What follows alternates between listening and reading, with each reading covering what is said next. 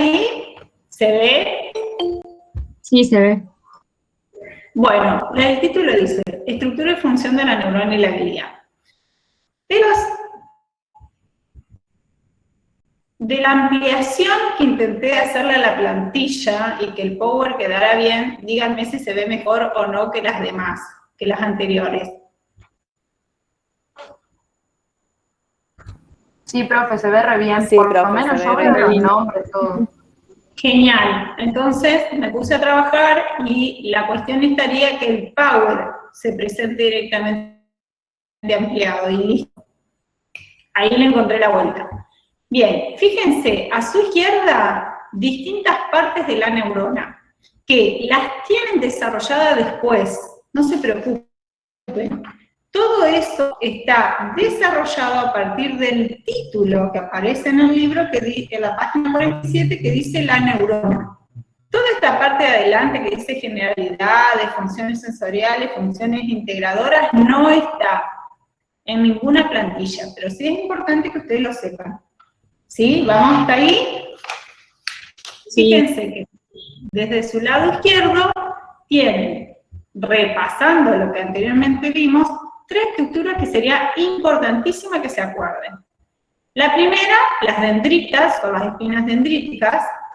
La segunda, el segmento inicial del axón, montículo, dice ahí, en otros textos lo van a encontrar como cono de arranque axónico, es lo mismo.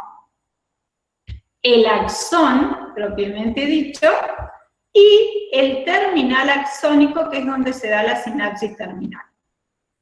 ¿Estamos hasta ahí? Fíjense que ¿sí? Fíjense que desde su lado derecho tienen las funciones. ¿Para qué es importante esto? Para que ya vayamos entrando en clima, por así decirlo, de qué es la parte y para qué sirve esa parte, ¿sí? La zona somatodendrítica tiene que ver con la función de recepción de los mensajes. La zona somática, la que está al lado del núcleo, biología, hoy a las chicas que deben biología, no sé si les va a gustar esta clase, pero bueno, bánquenme. Y dice integración. Nos ayuda a repasar, profe. Bueno, integración química de la codificación. La zona del montículo axonal, o cono de arranque axónico, tiene que ver con la codificación eléctrica, y la zona axonal tiene como tres partes. La axonal propiamente dicha, la función es la propagación de la señal eléctrica. La zona presináptica, que está en marroncito acá abajo, es la salida de la señal, y la última zona presináptica también tiene que ver con que termina de emitirse esa señal. ¿Estamos hasta ahí? Profe, yo le quería preguntar algo. Sí.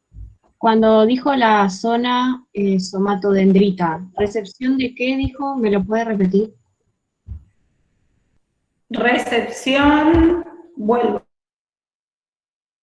Recepción de los mensajes. En el amplio sentido de la palabra. Mensajes eléctricos químicos. ¿Me seguís? Sí, sí. Eso dije. Bien. Y así pasamos a la segunda plantilla, donde desarrollamos esto que básicamente está en el dibujo. Bien, esta dice, estructura general. Básicamente las neuronas se encargan de manejar información mediante propiedades bioeléctricas y bioquímicas que las hacen únicas. Este proceso implica un enorme gasto energético, siendo el sistema nervioso el órgano de mayor consumo de oxígeno y glucosa. Para cumplir estas premisas, cada neurona está formado por cuerpo celular o soma. ¿Qué tiene un cuerpo celular? Chicos, ustedes que dan biología, que cursaron biología. ¿El núcleo? El núcleo. Muy bien, ¿qué más?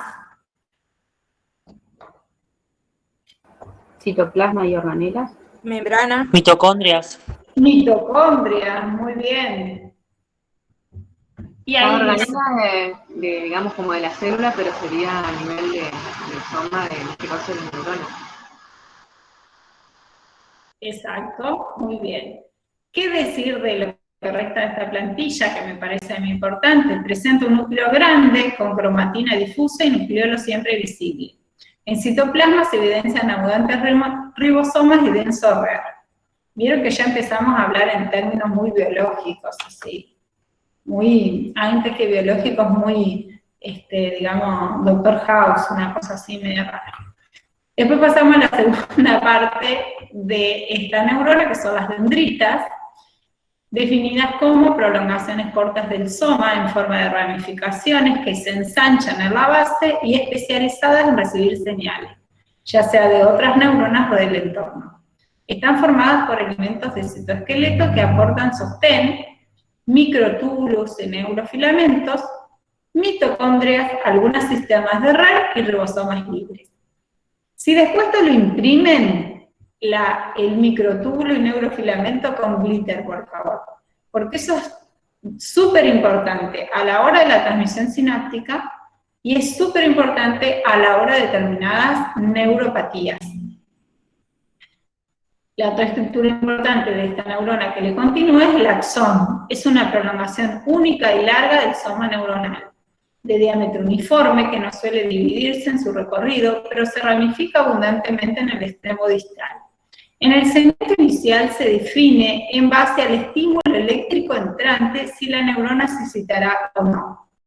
Por eso, acá se dice que se llama segmento inicial, y yo les dije que el equivalente también es cono de arranque axónico. ¿Sí? El axón se encarga de propagar las señales eléctricas a lo largo de su membrana y químicas en su matriz interna, las cuales son convertidas en señales de salida en la zona presináptica terminal. ¿Vamos hasta ahí? Sí, profe. Bien, acá tenemos, gracias, acá tenemos un dibujito de la neurona, que ya lo habíamos visto en la clase de presentación, ¿se acuerdan? Sí. Y acá repasamos. Dendritas, las dendritas son las que reciben información de otras células cerebrales. ¿Sí? Por eso en ese cuadro inicial, a quien me preguntó, si quieren salgo de la presentación para ver quién es, pero lo vemos después, que me preguntaba la función. Acá está, las dendritas son las que reciben información de otras células. El axón, la función del axón es transmitir una señal electroquímica a otras neuronas. ¿A través de qué? A través de el potencial de acción que se determina que se desarrolle a través del cono de arranque axónico y puede recorrer todo nuestro axón hasta llegar a las dendritas.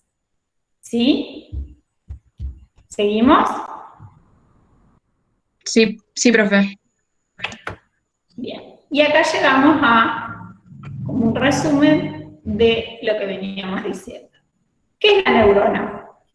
Más allá de lo que lo tienen ahí y más allá de lo que hemos venido hablando desde aquella primera clase en abril. Una célula. Una célula excitable Una célula excitable, ¿sí? que responde, o sea, mediante estímulos. Muy bien. ¿Qué la hace diferente a las demás? Que es excitable, ¿sí? Y como dice acá la plantilla, especializada en la recepción de los estímulos y conducción del impulso nervioso. Su principal característica es la excitabilidad eléctrica de su membrana plasmática. ¿Estamos hasta ahí? Sí. Y la otra célula que encontramos en nuestro sistema nervioso central es la neuroglia. Concepto que ya veníamos dando de dónde. ¿Dónde hablamos de neuroglia? O neuroglía. ¿Del sistema nervioso? En el sistema nervioso de la clase de qué?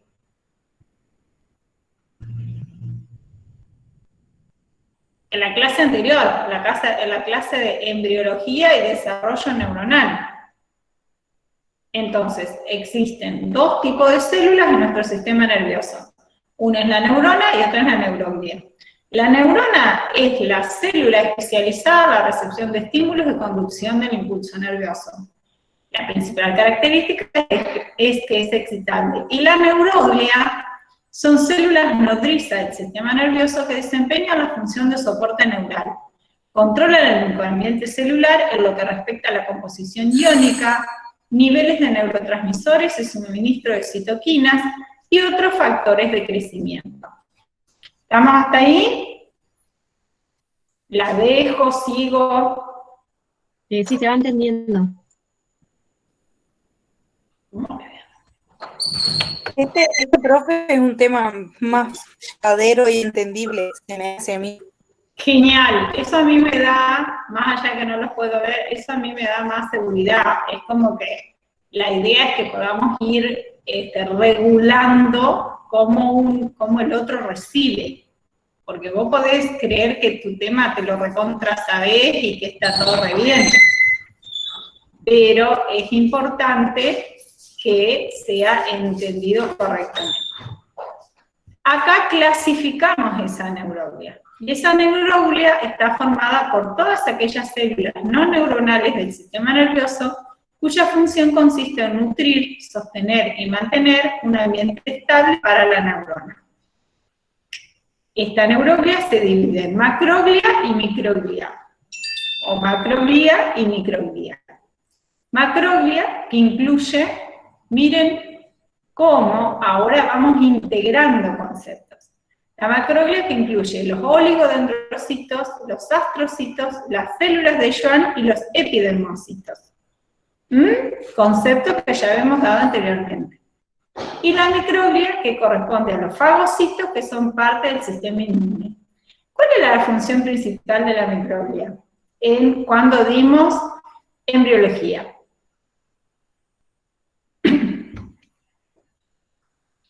Aparte de esto.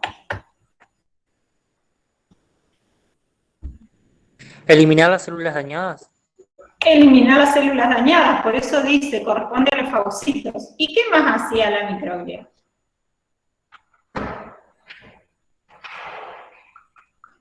De mediación. Ah, de mediación de Era qué? la que acompañaba a la neurona cuando salía. Bueno, ahí ayúdenme, que no me acuerdo de dónde. Ahí, ayuden a la compañera, ayuden a la compañera.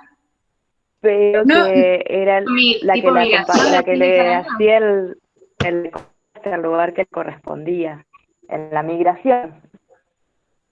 Señalamiento. Claro, No, migración.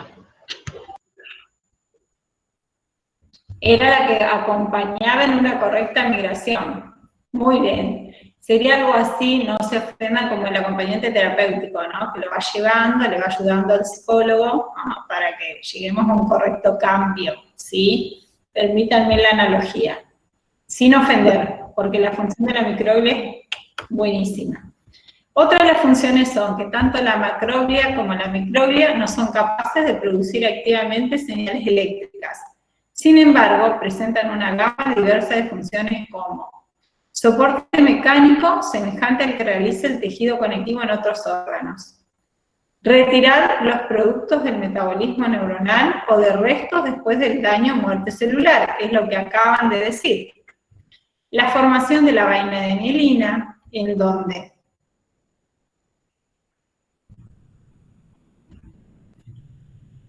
en el sistema nervioso central. Actuar de amortiguador químico del ion K, o sea, del potasio, eso es re importante para la neurotransmisión, el potencial de acción, la neurotransmisión eléctrica, captación de neurotransmisores como el GABA, que es junto con la glicina, el GABA y la glicina son inhibitorios, aporte de algunos nutrientes para la neurona, guía en la migración de las neuronas durante el desarrollo. ¿Vieron que prestaron atención? Muchas gracias. Y así seguimos desarrollando las otras estructuras que estaban dentro de la macroglia. ¿Se acuerdan? Ellas son el astrocito, que se localiza en todo el sistema nervioso central, tomando contacto con axones, somas y dendritas de neuronas y por los vasos sanguíneos. Su función es el mantenimiento del entorno iónico extracelular, la secreción de factores de crecimiento, apoyo estructural y metabólico. Profe, ¿podría volver a la plantilla anterior para sacar una foto? Vuelvo. ¿Viste cómo estoy? Ensayé lo de las Profe, plantillas. a mí me quedó algo.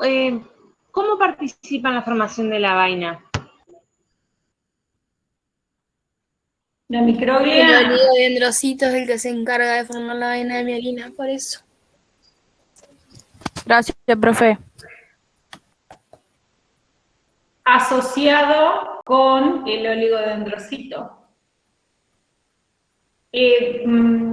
Esperame 2 plantillas más y una foto en donde lo vas a ver mejor gráficamente. ¿Me esperás?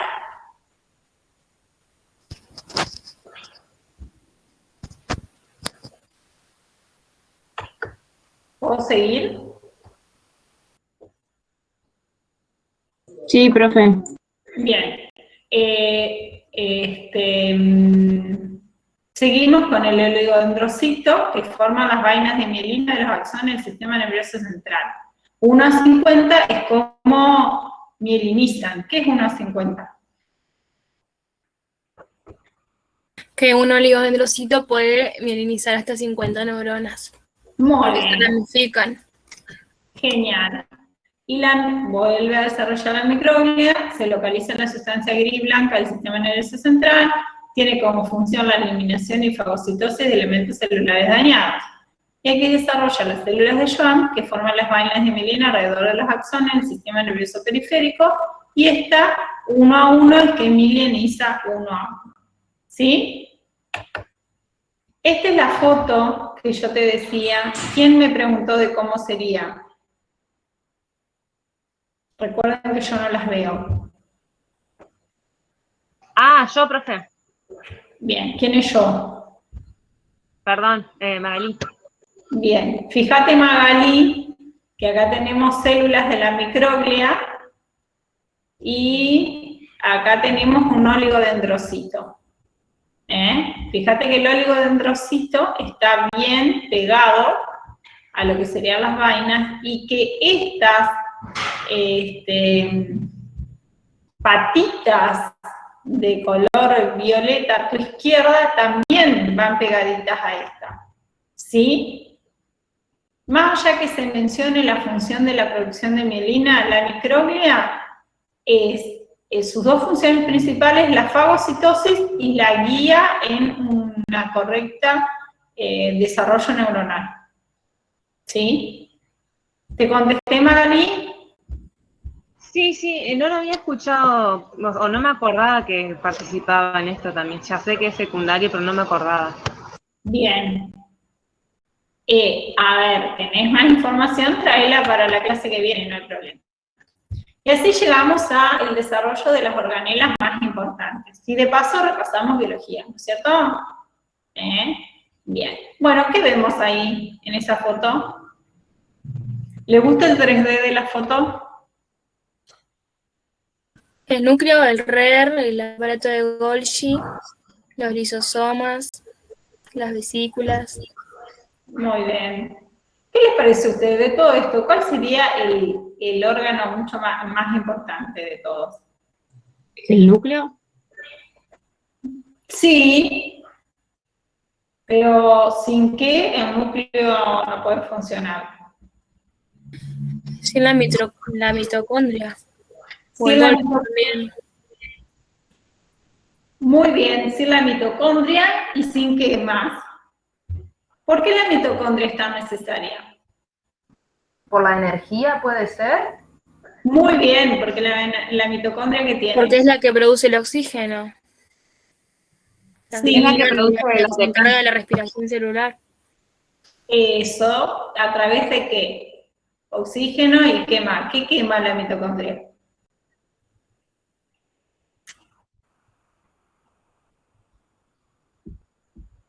¿No es la de ATP, profe? El ATP, muy bien. El ATP, concepto que vayan trasladando desde ahora a función de la neurona a memoria. Cuando yo digo, ay, las mitocondrias me quedaron todas aplastadas, es porque hay un tipo de memoria que necesita mucho ATP. Para decirlo en otros términos, Doris se ve que sus mitocondrias estaban medio en estado calamitoso porque no tenía, porque le faltaba la memoria a corto plazo. Con la memoria a corto plazo necesitas ATP, adenosintrifosfato, para poder fijar la memoria, ¿sí? Junto con otra sustancia. Y para la memoria a largo plazo necesitas otra cosa mucho más importante, que es el ciclo de Krebs. ¿Lo vieron el ciclo de Krebs? No lo nombremos, profe, por favor. Ah, disculpen. Sí, por cada ciclo de Krebs tenían tantos ATP, y dependiendo por dónde ingresaba, bueno, una cosa ahí.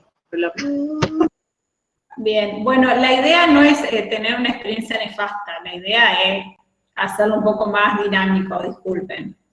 Bueno, y así pasamos a la descripción del núcleo neuronal. ¿Qué decir de esto? Que contiene la mayor parte del material genético celular y su función es mantener la integridad del genoma y controlar la actividad celular, regulando la expresión génica.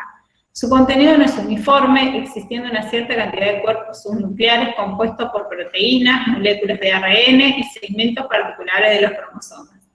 El nucleolo está implicado en la síntesis de ribosomas.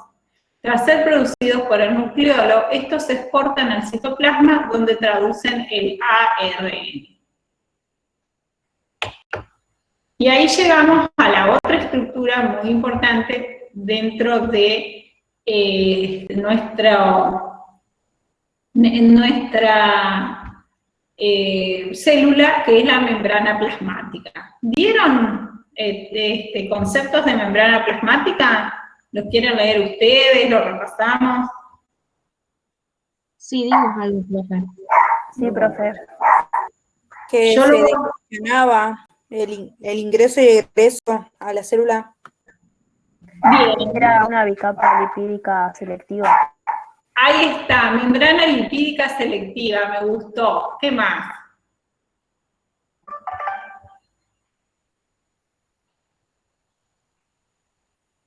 Bueno, Controlaba el ingreso y el egreso de ciertas moléculas a través de proteínas. exactamente. ¿Cuál También es el funciona como protección. Y Muy tiene bien. distintos sistemas para el ingreso o el egreso. Pueden ser con energía y sin energía. Eso, ¿qué tal? ¿Vieron? ¿Vieron? Ya de paso hacemos repaso para los que se presentan en biología, un detalle. Bien, buenísimo. Yo, si fuera estudiante de esta plantilla, lo que me tiene que quedar son dos cosas. La primera, que es una membrana plasmática bilipídica, que está para servir como barrera limítrofe entre el medio extracelular y permitir el paso de sustancias. La segunda, que las proteínas de la membrana son de diferentes tipos. O sea, está formada por capa bilipídica y proteínas. El concepto de proteínas, externalícenlo, lo trabajamos si quieren en los prácticos, re bien, con esto de que es un concepto que es trasladado en todas las cosas que se producen en nuestro cerebro. O sea, básicamente un neurotransmisor es una cadena proteica. Básicamente una hormona tiene componentes, pero también tiene componentes de proteína. ¿Para qué son necesarias estas proteínas? Porque estas proteínas son clasificadas y son diferentes y cada una va a tener una función, ¿sí? Estas proteínas transmembrana pueden ser estructurales, pueden ser transportadoras, pueden ser bombas, pueden ser canales, pueden ser enzimas y pueden ser receptores. ¿Las vieron a todas esas? Sí, profe. Sí, a todas. ¿Cómo? ¿A todas? Que sí, profe, sí las vimos.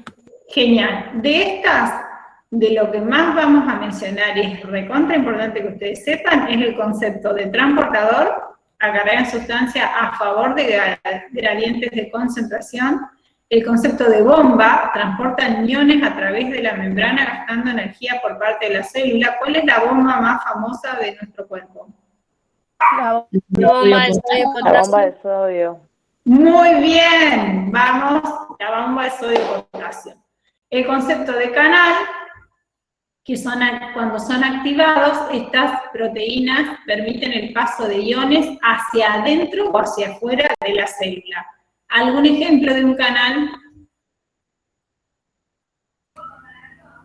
El canal, por ejemplo, puede ser, profe, el canal que está en la neurona, donde se abren los gradientes, se abren las puertitas, digamos, y sale, creo El que canal era de calcio, profe. creo que era el NA y el K, que entraba y salía mientras se iba transmitiendo. Eso nos tomaron el año pasado en el examen de biología. ¿Qué pasa cuando se van abriendo los canales de voltaje, que se dice, y sale de la membrana digamos, un químico, no sé cómo se dice bien, y entra el otro? Claro, ¿cuál es la relación? O sea, yo no soy... Profe, pero Lo que está diciendo igualmente, la compañera es que el canal de calcio que tiene la neurona en la membrana es el que va a activar que se libere el neurotransmisor para el impulso, para transmitir el impulso. Muy Pero, bien, sí. y lo que sucede también en el axón es que hay una parte que requiere del gasto de energía, porque está implicada la bomba también. Puede ser cuando entran para la transmisión del impulso nervioso, se necesita un gasto de energía cuando salen los componentes químicos. Sí, por supuesto, porque vos necesitas salir de la presentación, porque esto de no ver a nadie no me gusta. Vos necesitas una bomba, necesitas ese gasto, ¿para qué? Para el funcionamiento y el traslado de la energía, el funcionamiento y el traslado de la información, sea la información de una sensación, sea la información de una imagen, sea la información después se va formando de una emoción, ¿sí? Muy bien, veo que Castañeda ha hecho su trabajo, muy bien por Castañeda, no sé si la quieren, pero bueno. Perdón, profesora, pero lo hicimos nosotras solo. ¡Ay, qué feo! Bueno, no se enterará, eso lo voy a editar del video, pobre Castañeda, bueno. Como todos creerían que hacemos lo que podemos, pero bueno. Bueno, muy bien, y de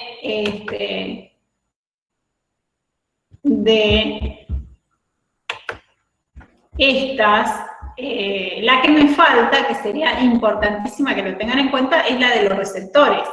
Actúan como elementos de reconocimiento e interacción de sustancias, ¿sí? ¿Por qué? Porque el receptor es una membrana, es una proteína específica. Y si yo no tengo activado el receptor nosotros les damos 5 grandes neurotransmisores, pero esos 5 grandes neurotransmisores tienen receptores específicos. Y suponete, la dopamina tiene hasta la D10, entonces la D1, receptor dopamina 1, la D2, la D3, la D4, la D5, la D10 tienen receptores específicos. Y a su vez, la dopamina es un neurotransmisor de características excitatorias. Pero depende del receptor, usado en grandes cantidades, va a producir un efecto sobreestimulante que lo termina como gastando ese neurotransmisor, ¿se entiende? Entonces, Profe, un receptor puede ser, por ejemplo, los que están ubicados en la membrana de la célula donde va una hormona, o en el interior. Vio que cuando se producen las hormonas después van a un tejido blanco y hay un receptor. ¿Ese sería un ejemplo o no es lo mismo? separemos para que se fuera, ese sería un receptor de hormona, y nosotros vamos a hablar de receptores de neurotransmisores, ¿sí? Hay receptores para hormonas, hay receptores para enzimas, hay receptores para virus, hay receptores para neurotransmisores y a su vez eso pueden ser ionotrópicos o metabotrópicos. Profe, recién lo que hablábamos del canal de calcio con respecto a que activaba el impulso nervioso, ahí también actúan los receptores, las proteínas receptoras que son las que van a activar el canal, sería. Una vez que llega la proteína receptora a esa sustancia, se va a activar el canal de calcio para que se libere. Claro, muy bien, muy bien. Y ahí, permitimos un ratito, Nazarena, hay un concepto que vayan anotando al margen de la hoja, que es que todas las sinapsis son calcio dependientes. ¿Son qué, profe? No escuché. Calcio dependientes. Si no hay calcio, la sinapsis no se produce.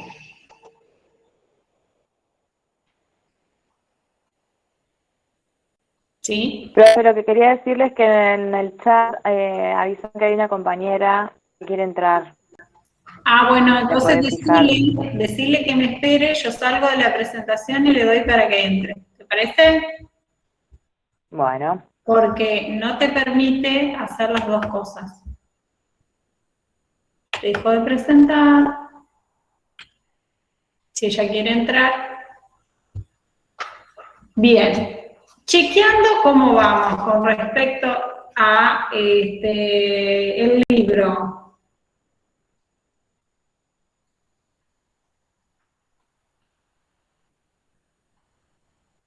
En las páginas quiere decir que va. Sí, pero por ustedes, ¿vamos bien? En el libro nuevo las organelas están en la página 51.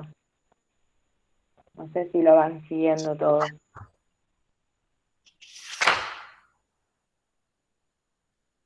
Muy bien, exactamente. Bien, ¿ya entró la chica? Vuelvo a la presentación. No se me duerma, Brisa, falta poquito. Falta menos de media hora. No, igual está bastante interesante, pasa que yo estoy desde la una acá sentada, lo demás. Imagínate si tendríamos meses, sí, yo te entiendo, por eso el teórico, estás desde la una, querés que los alumnos se conecten, todo lo demás, y hacerlo después, no, de mi cerebro no da para tanto, no. Ahí sí Todos somos Brisa. Tal cual, parece un bolazo, pero te lleva toda una tarde estar leyendo, buscando. Bolazo, qué buena palabra, eso es entrerriano. Bienvenido, no sé dónde vivís vos, pero esa palabra es entrerriana. Gracias. Bueno, acá tenemos una plantilla en donde nos mostramos desde otro lugar lo que acabamos de decir. Fíjense esta gordita que las atraviesa, y el detalle dice proteína integral. Esta es re gordita la atraviesa. Y acá, canal proteico, proteína transportadora. ¿Sí? Después está el colesterol, que bueno, ha aumentado con esto de la pandemia, pero es otra historia. ¿Sí? Sigamos. Sí. Definimos lo que del dibujito anterior habíamos presentado, que son las estructuras de este núcleo, que le siguen a este núcleo. En ellas está el retículo endoplasmático, es una red interconectada de túbulos aplanados y sáculos comunicados entre sí, que intervienen en funciones relacionadas con la síntesis proteica, metabolismo de lípidos y esteroides, detoxificación y transporte intracelular. O sea, es una mini usina el retículo. En ellos tenemos los ribosomas, que son complejos proteicos de 2 subunidades, encargados de sintetizar proteínas a partir de la información genética que les llega del ADN, transcripta en forma de ARN mensajero. Pueden aparecer asociados al retículo endoplasmático rugoso, a la membrana nuclear o libres, se elaboran en el nucleolo, pero desempeñan su función de síntesis en el citosol. ¿Todo esto resultó muy chino o se comprende? No sé, eso ya lo dimos, entonces como que... Genial. Sí, eso lo dimos bastante en biología. Pasemos. Aparato de Golgi. ¿Saben lo que es? Función del aparato de Golgi. Sí. ¿Qué me importa, qué me parece importante de esto? Es que el aparato de Golgi forma los lisosomas primarios y que le ayuda a la membrana plasmática la exocitosis. ¿Sí? No te olvides, el aparato de Golgi es como que lo termina de cocinar, como el último golpe de horno, el aparato de Golgi. ¿Sí? No es muy científico lo mío, pero sí se entiende mejor. Volvemos a otra plantilla que da los pasos. ¿Qué serían esto? 1, 2, 3. ¿Qué les parece a ustedes? ¿Qué sería esto? Poros. Poros. El complejo del poro nuclear. Bueno, ¿Puede ser transporte? Claro. ¿Transporte a través de la membrana? Exactamente. En realidad el título acá debería de ser el destino, por dónde pasa la primera información que le da el ADN al ARN, cómo está escrito, cómo pasa por los ribosomas, los lisosomas, el aparato de Golgi, y termina siendo por exocitosis decantado a través de la membrana plasmática. Todo esto que venimos diciendo en sucesivos pasos. Pasemos. Y aquí llegamos a la mitocondria. La mitocondria, sus principales funciones son oxidación de metabolitos, ciclo de Krebs, beta oxidación de ácidos grasos, almacén de sustancias como iones, agua y algunas partículas como restos de virus y proteínas. Obtención de ATP mediante la fosforilación oxidativa. Todos conceptos que ustedes ya saben, ¿no? Sí, lo sé. Y aquí llega... Bien, y pasamos a la otra parte que nos interpelaba el teórico de hoy, que era la función general y particular de estas neuronas. Dentro de las funciones generales tenemos la homeostasis, que ustedes saben ya que es la homeostasis, ¿no? Sí, ay, no me sale el nombre. O sea, el equilibrio, no me salía. sí, profe, lo que dice ahí, la capacidad de poder mantener constante el medio interno con respecto al medio externo. Genial, es lo que intentamos hacer nosotros todo el tiempo, ¿o no? Tenemos que nuestra homeostasis psíquica por ahí se ve deteriorada, pero bueno. Después tenemos la función de la difusión, que es el paso o movimiento de un soluto que se encuentra en un área de mayor concentración hacia una de menor concentración en un solvente que tiende al equilibrio. ¿Se comprendió? ¿Cuál es el solvente por excelencia? Agua. El agua. Muy bien. Vamos, Castañeda, otro puntito. Muy bien. Entonces, ¿qué significa esto? Que difunde, que pasa de un lugar en donde hay agua atascado, le pone un poquito de agua y diluye, difunde hacia otro lugar de mayor concentración, entonces equilibra.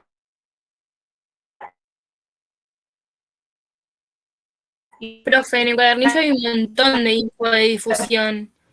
Tipo, ¿nos quedamos con lo básico o es todo importante?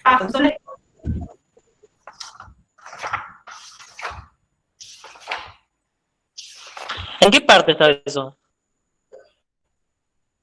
Del libro nuevo en la página 55. Muy bien. Sí, hay un montón de ejemplos de difusión. Muy bien. Lo importante del concepto de difusión, y en esto una vez el anterior profesor se dedicó todo un medio teórico para entender esto de qué era soluto y qué era solvente, y en realidad conceptos traídos de química de la secundaria, en realidad el concepto atrae, los ejemplos, léanlo, en todo caso llévenlo a lo práctico o me escriben si se sienten un poco empantanados con esto. Pero el concepto que es necesario para saber en cuanto a nuestra función es que va a haber un lugar de menor concentración en donde esté el soluto y que tiene que ingresar un solvente para que, ¿qué hace el solvente? Como su nombre lo indica. Disolver. Disuelve el Claro, lo disuelve ¿para qué? Para que la concentración se equilibre. ¿Sí? Profe, Ahí dice cómo se produce, cómo es la naturaleza, cómo está la velocidad de difusión y todo lo demás. En realidad, el concepto de difusión tiene que estar entendido. Y en todo caso, lo que significa gradiente de concentración. ¿Respondí? sí, profe. Bien. No sé si me escucha. Yo sí, lo que sí no te veo, si querés algo de la presentación. No, iba a decir que el año pasado en biología nos habían dado un ejemplo para entender eso, que era que vos ponías en un vaso de agua, por ejemplo, una gota de colorante y que eso en un momento estaba de mayor concentración en ese punto y después con el agua se iba disolviendo y quedaba como el agua roja. Bien, muy bien. El ejemplo más fácil de soluto y de solvente es un té, que nos vendría bárbaro a esta hora de la noche. Porque cuando vos pones el saquito, primero el agua sigue teniendo esa coloración, no se va difuminando y qué sé yo, y después va perdiendo, por así decirlo, va retomando el color o ser del té que vos te quisiste hacer. Ejemplo, los té de frutilla que son riquísimos, ¿los han tomado? Ese es bueno ver el ejemplo de difusión. Así llegamos al otro concepto que es el de ósmosis, que es el paso de un solvente hacia donde se encuentra un soluto. Este sería al revés, a través de una membrana semipermeable. La fuerza que ejerce el agua sobre la superficie del compartimento que contiene el soluto, generada por las partículas no difusibles, se denomina presión osmótica. Bien, ¿se comprendió ese? Sí, se entendió. Y listo. Y pasemos al otro que es el de... En el libro, gracias que me lo trajeron porque yo estaba concentrada en la plantilla, habla de soluciones isotónicas. El concepto de solución isotónica es para ejemplificar y agrandar el concepto de ósmosis. Pero lo que ustedes tienen que comprender es esta relación entre solvente, que se encuentra el paso del solvente hacia donde se encuentra el soluto a través de la membrana. ¿Sí? Ese es lo que queremos trasladar. Profe, ¿el solvente puede ser otro que no sea agua o aplicado solo al agua, la osmosis? No, el solvente universal es el agua, pero pueden haber muchos solventes. ¿Cuál se te ocurre?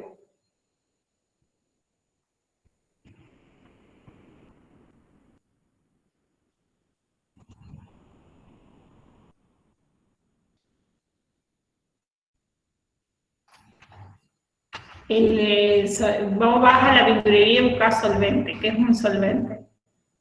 Un solvente es una solución muy parecida, inflamable, muy parecida a una...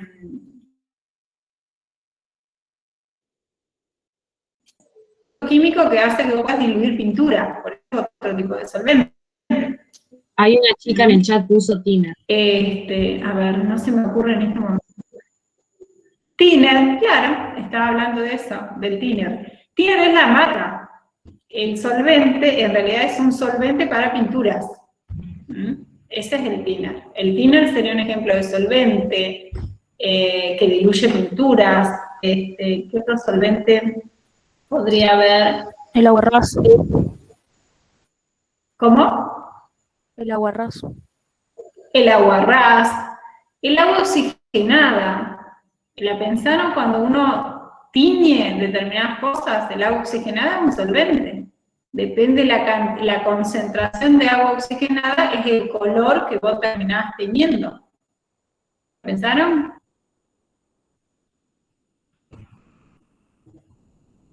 Si la cajita dice que el agua oxigenada es de 10, es la concentración de agua oxigenada que de acuerdo a la tintura que uno use, va a tener el color que desea. Si el agua oxigenada es de 30, va a tener el que desea, si es de 50, el que desea. ¿Sí? Es el mismo concepto. Bien. ¿Sigo? Profe, ¿puede ser que la difusión y la ósmosis sean sin gasto de energía, porque son a favor de gradiente, y el transporte activo sería con gasto de energía, porque es en contra del gradiente? Te me adelantaste. Es justo Bueno. lo que iba a decir. Muy bien, muchas gracias. No, está bien, de eso se trata.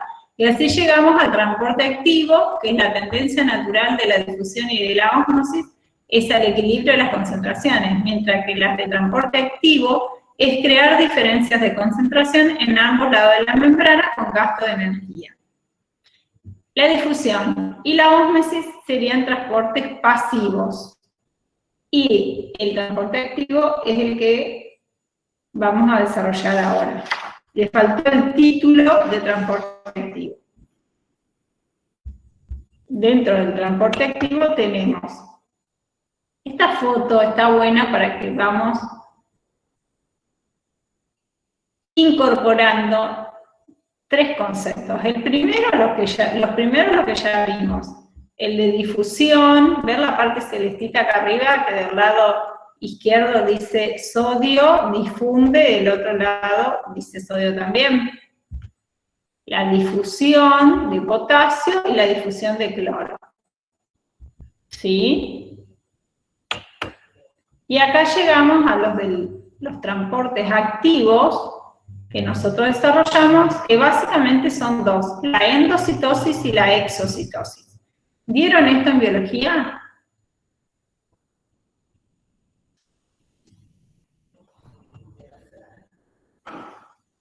Creo que sí, profe. Exocitosis sí. Sí, profe, la dimos.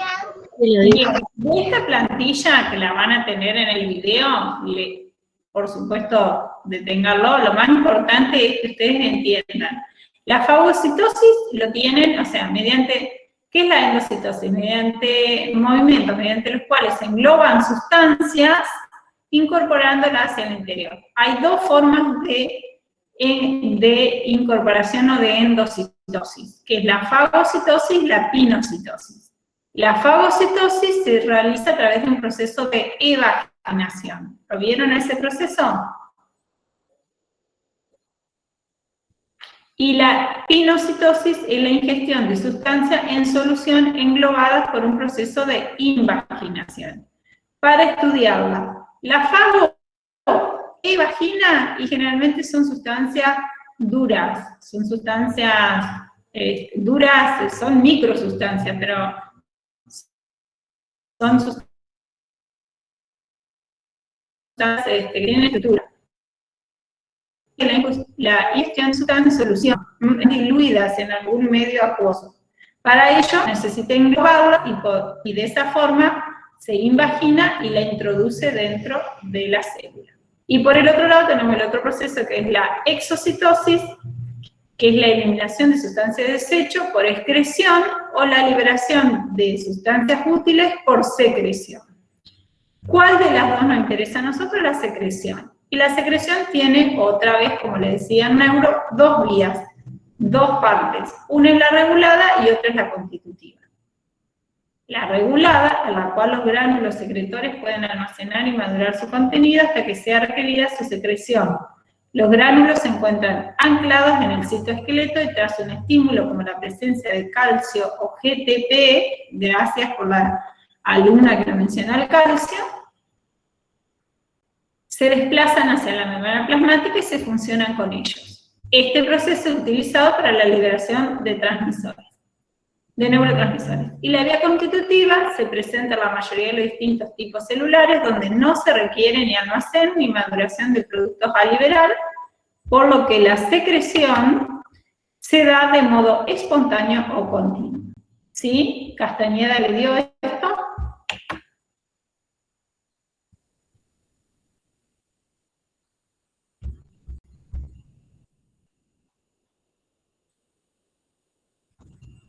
Bien, y acá tenemos un dibujo que habla, una plantilla que habla acerca de los productos de secreción y excreción y la fagocitosis, que sería a través de la evaginación, y la pinocitosis, que sería a través de la invaginación. ¿Sigo? Sí. Muy bien. Y aquí llegamos a la otra función importante, más importante de la neurona, que es la síntesis de proteína. Es una de las funciones más importantes de toda neurona, ya que son el sustrato a partir del cual se genera o modifica la estructura y función de esta célula. Se sintetizan a partir del ADN, que es transcripto al ARN. Este puede ser leído por ribosomas libres y dar origen a proteínas del citoplasma que son enviados al axón o dendritas y se denominan proteínas libres u originarse del RAR y destinarse a insertarse en una membrana. Estos reciben el nombre de proteínas integrales. ¿Fui muy rápido? ¿O no? ¿Sigo? No, profe, es lo mismo que está en el libro, así que yo por lo menos lo voy leyendo de ahí. Genial. ¿Qué te parece a vos? ¿Quién me contestó? Abril. Abril, ¿qué te parece a vos de esta plantilla? ¿Qué serían los conceptos que necesitan ser explicados o que se entienden perfecto y podemos pasar a la siguiente? Yo por lo menos lo sé por el tema de la transcripción a todo esto, pero no sé. Y la formación de... Sí, la formación de proteínas que lo estudié como 3 veces, así que ya me lo sé. Yo particularmente, no sé lo demás.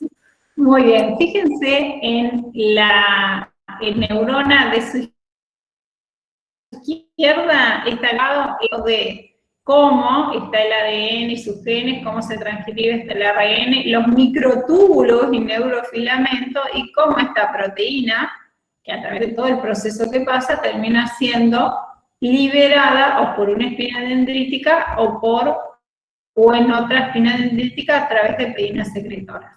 ¿Sí? Es importante que se acuerden que pueden estar las proteínas libres y las proteínas integrales. ¿Pasó? ¿Qué otra cosa pasa en esa neurona? La síntesis de las proteínas se da siempre en el núcleo. No se olviden nunca de esto. La síntesis es a partir del ADN y es en el núcleo. Salvo una situación que es retrógrada, pero hablaremos después.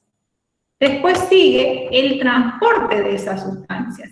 Una vez que sintetizan... Disculpe que la corte. Se dan en el núcleo, pero específicamente en el ribosoma, ¿o no? Claro, pero para decir cuál es la función primordial, empecé diciendo cuál es la función primordial, una de las funciones primordiales de la neurona es producir proteínas. Esas proteínas van a derivar en neurotransmisores.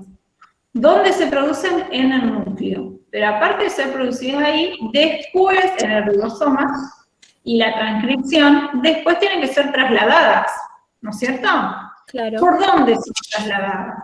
¿Hacia dónde son? ¿Por dónde y hacia dónde? Son trasladadas a través de los microtúbulos, foto, a su derecha, y los neurofilamentos. ¿Para llegar a dónde? ¿Qué les parece a ustedes?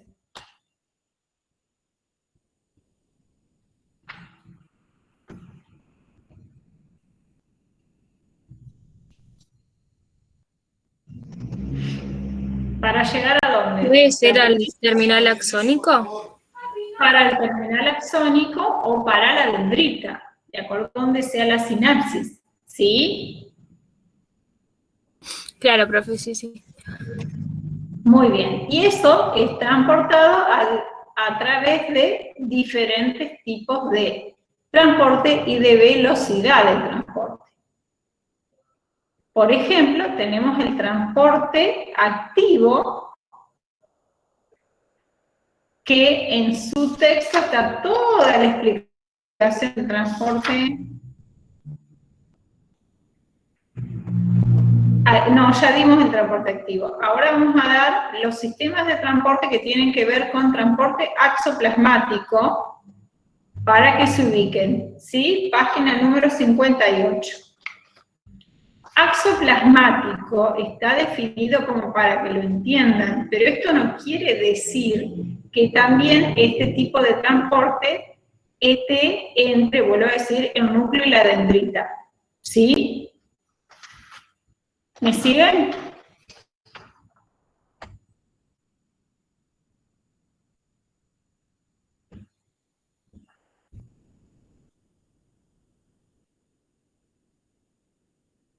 Sí, profe. ¿Sigo, chicas?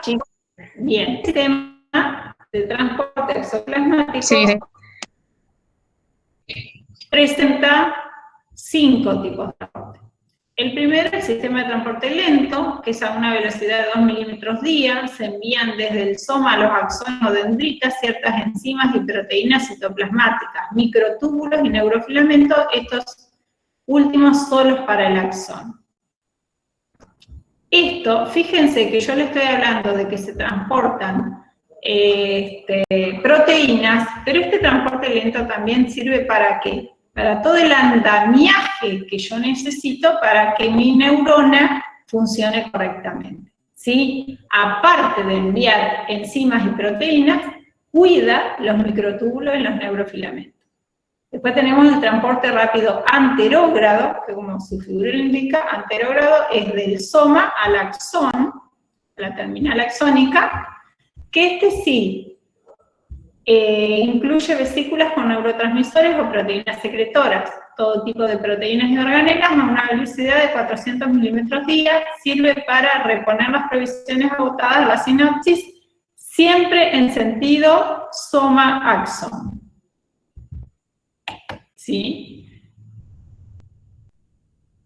Le sigue el transporte rápido retrógrado a una velocidad de 100 milímetros día, sirve para llevar desde la periferia al soma aquellas organelas, proteínas y neurotransmisores usados y desechados en terminales sinápticas. Entre estos pueden viajar también factores de crecimiento. ¿Dónde vimos factores de crecimiento?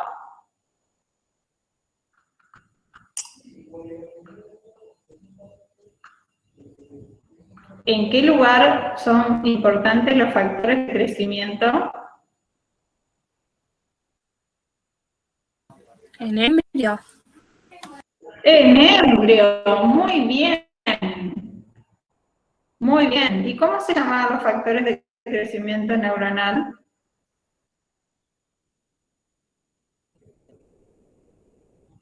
¿Cuál era la sigla?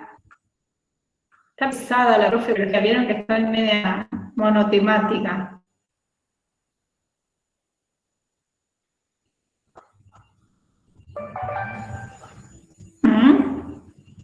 En embriología, el factor de crecimiento más famoso es el BDNF y el NGF. Hormona en factor neurotrófico derivado del cerebro y factor de crecimiento cerebral. Esos dos son los más famosos. O los virus que interactúan directamente con el genoma nuclear. Por eso son tan destructores los virus. Porque el virus necesita un cuerpo para vivir, entonces lo que altera es nuestra información genética. Transporte rápido de neurotransmisores de bajo peso molecular. Lleva los elementos para sintetizar, metabolizar y utilizar neurotransmisores desde el soma, como así también localmente en el axón terminal. Se movilizan a una velocidad de 100 milímetros día y las bombas de recaptación pueden recoger neurotransmisor liberado y reutilizado. Bombas, concepto que habíamos dado antes. Y por último, el transporte rápido de neuropéptidos de mayor peso y tamaño. Estos viajan a la misma velocidad que el anterior, pero a diferencia de aquellos, estos son sintetizados en el soma y no son recogidos para reutilizarlos en el axón nuevamente. Estos neuropéptidos, por ejemplo, son los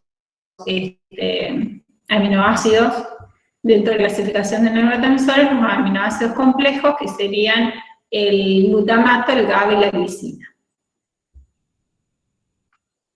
Y vamos, siempre dentro de la estructura y las funciones de la neurona, a otra de las características de nuestra neurona es que tiene propiedades eléctricas. ¿Qué significa o qué vieron ustedes acerca de las propiedades eléctricas de la neurona?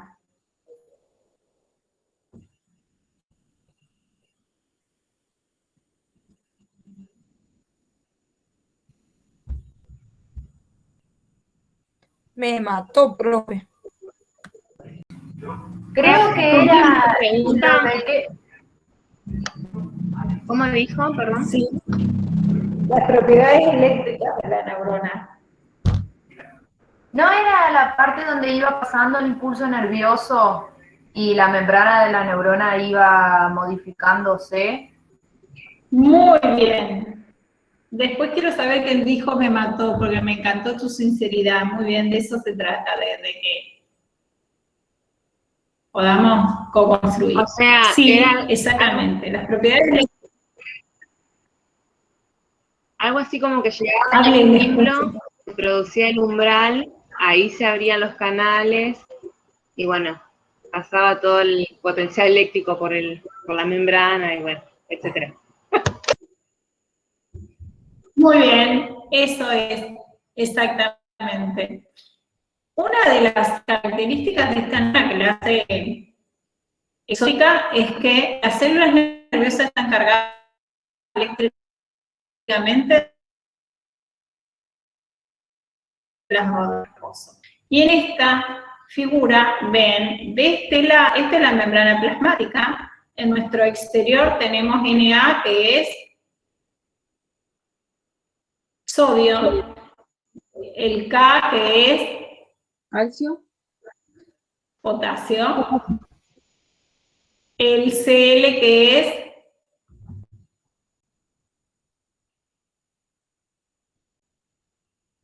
Cloro. cloro. Muy bien.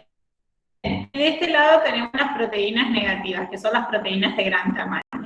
Lo que ven a la derecha, en realidad, es un adelanto de información porque me está diciendo que de acuerdo al aumento o disminución de estos iones, se va a producir un efecto en el potencial de membrana. Este puede ser una hiperpolarización y una despolarización. Cuando se despolariza la membrana es un potencial postsináptico excitatorio. Y cuando se hiperpolariza produce un potencial postsináptico inhibitorio. O sea que nosotros tenemos que tener menos potasio para transmitir un impulso nervioso que sea efectivo, que me dé una sensación. Y tenemos que tener menos sodio para que me dé, tenemos que tener más sodio para que me dé el mismo efecto. Ahora ustedes me dicen que si la hiperpolarización es mala o buena, o qué significa un exceso de hiperpolarización, se me ocurre. Estos dos, la hiperpolarización y la despolarización, también son variables que tienen que como autorregularse. Porque, por ejemplo, una hiperpolarización que produce un potencial postsináptico inhibitorio también es necesaria, porque una hiperpolarización también tiene tratamientos obsesivos, por ejemplo, en una macrointerpretación de lo que es la función de la neurona. ¿Sí? Bien, tenemos que el cloro, un aumento de este cloro, mantiene el voltaje próximo al potencial de reposo y que la disminución de estos ambos puntos no producen, la disminución del sodio y el potasio juntos no produce muchos cambios y el aumento sí una despolarización. Y ahí llegamos a la tercera de las funciones que nosotros desarrollamos para nuestra neurona, que es la correcta comunicación a través de la sinapsis. ¿Sí? ¿Y qué es una sinapsis? Es la conexión que hay entre las neuronas. de contacto funcional para transmitir. Los células neuronales me faltó. Muy bien. Es el área de contacto funcional entre dos células neuronales capacitadas para transmitir un impulso nervioso. Muy bien.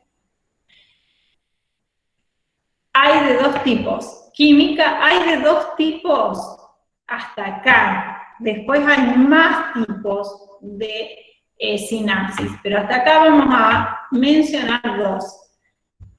La primera, y que más se estudió, es la eléctrica, que se encuentran unidas ambas superficies y el potencial de acción se transmite directamente de una a otra célula. Y la otra es la química, que está mediada por neurotransmisores que se reconocen los terminales pre- y postsinápticos con las respectivas vesículas y receptores y la hendidura sináptica que ofrece sostén. ¿Estamos hasta ahí?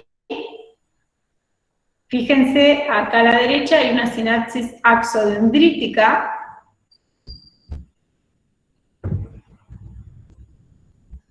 Y que no necesariamente las sinapsis son axónicas. Acá en el terminal axónico está colaborando una mitocondria para que tenga energía suficiente. Está la hendidura sináptica. Y ahí las vesículas sinápticas. ¿Qué tipo de sinapsis es esta? La que está en el dibujito de la derecha. Cuando la parte postsináptica con la presináptica no se logran conectar físicamente, es una sinapsis química, porque está mediada por el neurotransmisor y hay una hendidura postsináptica. Y, claro.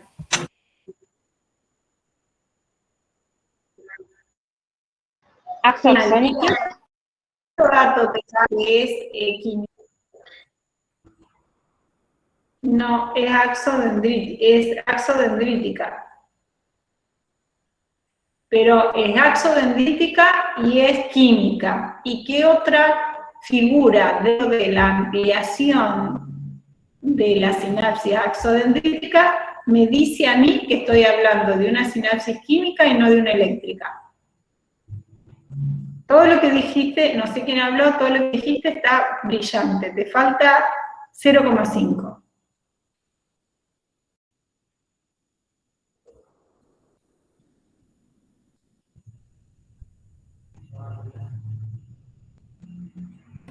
¿Puede ser porque están las vesículas con el neurotransmisor? Justamente, porque están las vesículas con el neurotransmisor. Muy bien, qué brillante. Todos los teóricos tendrían que ser así. Divino, no sé, tendrá que ver el clima. Y acá llegamos a, aparte de lo que decíamos antes, de la clasificamos la sinapsis, acá llegamos a cómo se produce nuestra sinapsis eléctrica. Esta sinapsis eléctrica se produce a través de un fenómeno, o de un fenómeno que se denomina potencial de acción. ¿Vieron el potencial de acción con Castañeda? Sí, profe. Profe, justo en el chat una compañera puso que si podía explicar el potencial de acción. Genial, muy bien, gracias. Bueno, el potencial de acción, también llamado impulso eléctrico, es una onda de descarga eléctrica que viaja a lo largo de la membrana celular. ¿Qué es el potencial de acción? Es un cambio muy rápido de la polaridad de la membrana de negativo a positivo y vuelta a negativo en un ciclo que dura unos milisegundos. Cada ciclo comprende una fase ascendente, una fase descendente y una fase hiperpolarizada. Profe, ¿siempre se cumple la fase hiperpolarizada?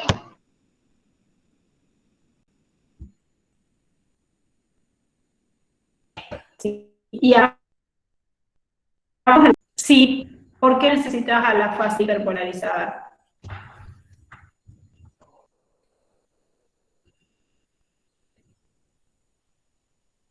Sí, porque vos necesitas, fíjate, se ve mejor error en el dibujito, ¿sí? Fíjate que dice, umbral, que ¿a cuánto se desata el umbral? Que lo explicamos después. Dos cosas para decir antes que no está en la plantilla y espero estén en el cuaderno. La neurona está en constante. Las bombas de sodio y potasio están trabajando constantemente. Por supuesto, si tienen el ATP necesario. Eso quiere decir que esa membrana plasmática está en constante traspaso de iones. Esto no quiere decir que esto sucede y, como dice ahí, potencial de reposo, la neurona se queda dormida. No, hay cambio de iones permanentemente.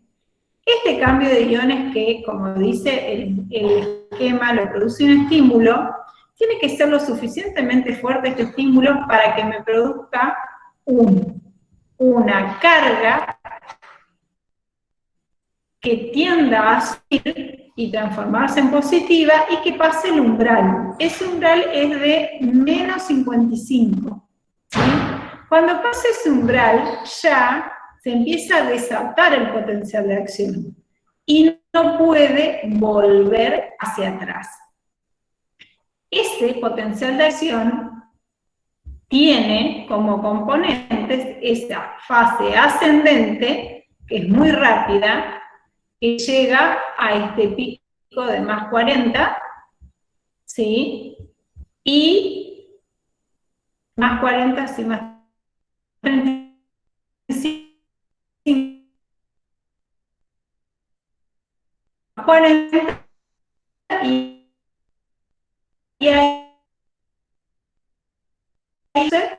el envío de ascendente que cierra las compuertas, discúlpenme, que cierra las bombas y que permite a la neurona darle... A mí también se me está cortando. Se recortó, Sí, y se aparte, cortó, profe. en una parte también anoté como que en 70 se producía el umbral, capaz que me confundí. 70 era el número de reposo de la... O sea. Menos 70 es está en donde está el... Organicémonos, ¿qué pasó? ¿Se cortó la transmisión? Se cortó el audio un momento, pero ahora como que se está escuchando bien. Bueno, avísenme, empiezo de vuelta. ¿Quieren? Profe, perdón, una cosita. No encuentro en qué parte está eso del apunte. No está ese dibujo. Lo del potencial de acción está en el 62. El dibujo no está en el libro. El dibujo más parecido. El dibujo más parecido en la página 62 del viejo, 64 del nuevo, y fíjense arriba que tiene estos 4 conceptos. Que dice estímulo, despolarización, potencial invertido, repolarización, hiperpolarización.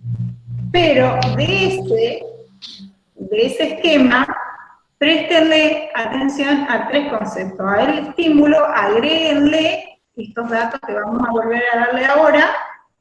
El de repolarización, que sería la fase descendente, el estado de reposo y vuelta a la hiperpolarización. ¿Me siguen? Ahora sí. Vuelvo. Sí, ahora sí. Chicas, chicos, vuelvo. ¿Dónde estaba eso de menos 70? Tiene que estar. Ya lo voy a encontrar. Bueno, ¿cómo se produce un potencial de acción? Nuestra neurona está recibiendo estímulos constantemente. El valor energético de la neurona en un potencial de reposo es de menos 70 milivoltios. Para poder desatar ese potencial de acción y empezar con nuestra sinapsis eléctrica, tiene que sobrepasar el umbral. Ese umbral es de menos 55, ¿sí? Una vez que sobrepasa ese umbral de menos 55, comienza la fase ascendente del estímulo eléctrico, que continúa hasta llegar a su pico y permite la sinapsis eléctrica, ¿sí? Una vez que transmitió ese impulso nervioso, continúa la fase descendente que la lleva a un potencial de reposo y que luego se daría el periodo de hiperpolarización. Sí. Fíjense que en la figura de abajo tienen lo mismo, pero agregándole un concepto nuevo. ¿Qué se repite en la figura de abajo? El concepto de que la neurona en potencial de reposo está en menos 70, la primera figurita violeta, ¿la ven? La primera línea violeta. Después tiene que ascender, ascender el estímulo y llegar ¿a cuál? A menos 55, que es el umbral. Se da nuevamente la fase ascendente y se termina de transmitir el impulso nervioso, y después ingresa a la fase descendente o repolarización y continúa para permitir entrar en un potencial de reposo y comenzar con la hiperpolarización. ¿Qué agrega de nuevo el dibujo de abajo? El estímulo insuficiente. ¿Qué me tiene que decir este estímulo insuficiente solamente como dato? Que permanentemente esa membrana está recibiendo actividad de la bomba de sodio de potasio, ¿sí? Permanentemente se van cambiando las cargas y se desata el potencial de acción una vez que sobrepasa el umbral. ¿Seguimos? Profe. Sí. Entonces, cuando se llega al pico, ¿es cuando se produce la sinapsis? Cuando se llega al pico es cuando se produce la sinapsis y se transmite el mensaje eléctrico, sí. Sí. Bien. Siempre, acá está el concepto anterior. Me volví, lo quería buscar, pero me volví para que no sea como un pasaje muy rápido y se comprenda el poder transmitirle la utilidad de la plantilla anterior. Ahora vamos a refrescar cosas que ya vimos. Siempre hay una diferencia de potencial entre la parte interna y externa de la membrana celular. Son esos menos 70 milivoltios. Cuando el potencial de membrana de una célula excitable se despolariza, más allá de un cierto umbral, menos 65 a menos 55, la célula genera un potencial de acción. Entonces, esto es lo mismo que dijimos anteriormente. Menos 70 es como está la célula en teoría en reposo. Menos 65, menos 50 es cuando sobrepasa el umbral y comienza el potencial de acción y comienza el camino del potencial de acción. Ya cuando pasó el umbral, el potencial de acción ya está generado, ¿sí? Bien, ¿qué vemos acá en la figura de abajo? Es como el transporte activo de esta bomba de sodio y potasio es la que me cambia las cargas para yo poder desarrollar ¿qué?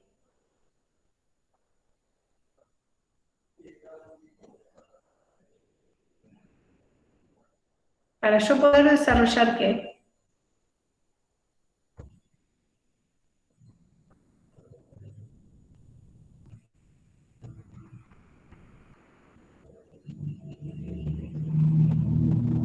De nuevo la pregunta, por favor. Para yo poder desarrollar ¿qué? El potencial de acción. ¿Cuál es la función de la bomba de sodio de potasio? La función de la bomba de sodio de potasio es entrar sodio y sacar potasio. ¿Por qué? Porque el sodio es positivo y el potasio es negativo.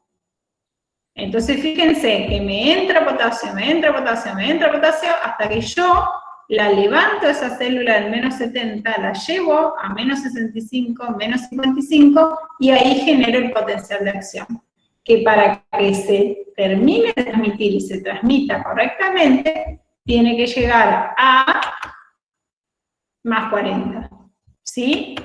Y ahí es transmitido el potencial de acción. ¿Se comprendió? Uy, ya estoy pasada de tiempo, pero me quedan 2 plantillas, por favor. Aguántenme un segundo, no se vayan. Esto es comunicación entre neuronas que se realiza a través de la sinapsis y que hasta ahora desarrollamos la eléctrica solamente. Y ahora pasamos a cómo, a través de una correcta sinaptogénesis, esa se arma el esqueleto funcional para que sinapsis se dé. Vuelta neuro a embriogénesis, y acá esta cuestión de entender de que por qué molestamos con estos conceptos. Entonces, gracias a las neurotrofinas presentes en el medio, donde se desarrolla el cono de crecimiento axonal, que puede atraer o repeler la dirección de crecimiento hasta guiarlo a la célula diana. Eso es la sinaptogénesis. Dicho en otros términos, acá ven el cono de crecimiento, el BDNF, la regaderita, y el factor de crecimiento atrayente, las maripositas que nos van llevando a la célula diana. ¿Sí? Y quiero cerrar con esto de esquema de formación de una sinapsis. Les vuelvo a repetir, realmente era cómo se realizaba esa sinapsis a través de una sinapsis eléctrica. Acá sería cómo yo armo la estructura para que esa sinapsis se dé. ¿Me siguen? Entonces necesito una hemisinapsis, un contacto de ensayo, encargando provisiones, y cuando están viendo si esta va a dar más para ser, digamos, una placa de recepción de sinapsis eléctrica, ¿sí? Erigiendo endotelios sináptico, cuánto de este lado de receptores, ¿cómo es? De canales para transmitir el impulso eléctrico se van a abrir, eligiendo el andamiaje interneuronal, y decoración de la estructura sería esta cosa que abajo le podremos poner apoptosis neuronal programada, en decir, bueno, ponemos lo que tenemos que ver, lo que hace un correcto funcionamiento, y sacamos lo que no tenemos que sacar. ¿Sí? Para que no huyan, porque me he pasado 6 minutos de tiempo, le dejo el teórico que viene, que es el concepto de neurotransmisor. ¿Por qué? Porque en el teórico que viene nos tocaría desarrollar de lleno el otro tipo de sinapsis, que es la sinapsis química. Y la sinapsis química, el principal elemento que se transmite son los neurotransmisores. ¿Y estos qué son?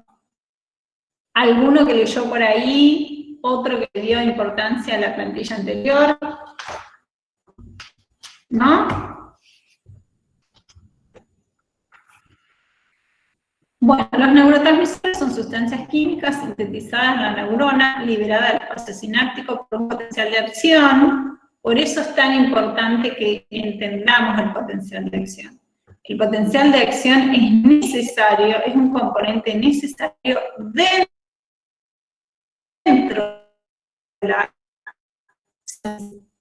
para la utilización de los neurotransmisores. Después dan una serie de eventos que también tienen que estar unidos, pero es muy importante el potencial de acción. Para interactuar con otras células, alterando sus propiedades bioeléctricas o bioquímicas necesarias para el intercambio de información nerviosa. Por ahora les voy dando la clasificación de algunos de ellos y según su composición. Estos se clasifican en aminas biógenas, que son la más famosa de ellas, que es la serotonina, los aminoácidos, el GABA, el glutamato y la glicina, los nucleótidos y los nucleócitos, el ATP, que estábamos hablando recién, y los péptidos, que serían las endorfinas, la somatostatina, la encefalina y la sustancia. ¿Sí? Y de ahí nos estaríamos yendo. Muy bien. Bueno, escucho preguntas. ¡Ay, tengo sobrevivientes! ¡Qué contenta que estoy feliz! Tengo sobrevivientes a todo esto. Bueno, chicas, ¿alguna pregunta? ¿Algo para agregar? Gracias, Macarena. alguna cosa que quedó muy suelta, que no comprendió. Bueno, se pueden haber no comprendido un montón de cosas, pero las escucho. Profe, yo por ahora vengo entendiendo bastante bien, o sea, no sé si me surge alguna pregunta, capaz la haga la clase que viene, pero por ahora voy entendiendo bastante bien. Bueno, buenísimo. Gracias Diana, gracias Sofía. Bueno, gracias. Bien, me alegras el fin de. Gracias, Brisa. Chao, profe. Buena clase, gracias. Bueno, gracias. Que pasen un buen fin de. Cuídense, porque va a estar frío, lluvioso, qué sé yo. Nos debemos las tortas fritas. Yo todavía estoy con el mate.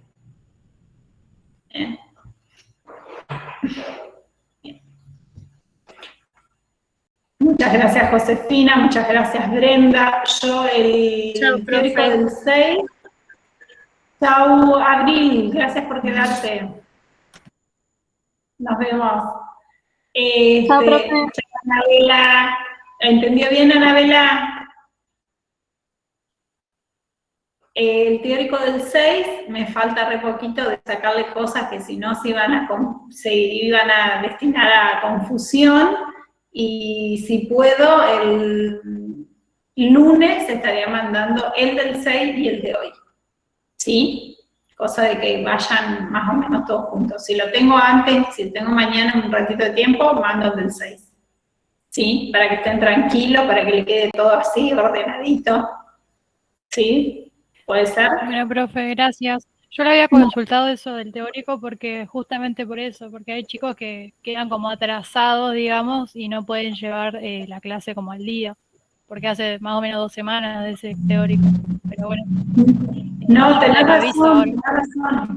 No, es el que es la cuestión, o sea, a ver, capaz que en una de esas le estoy dando vuelta a cosas que de última les digo, esta parte sáquenla a ustedes, pero me pareció importante sacarle cosas que no se entendían.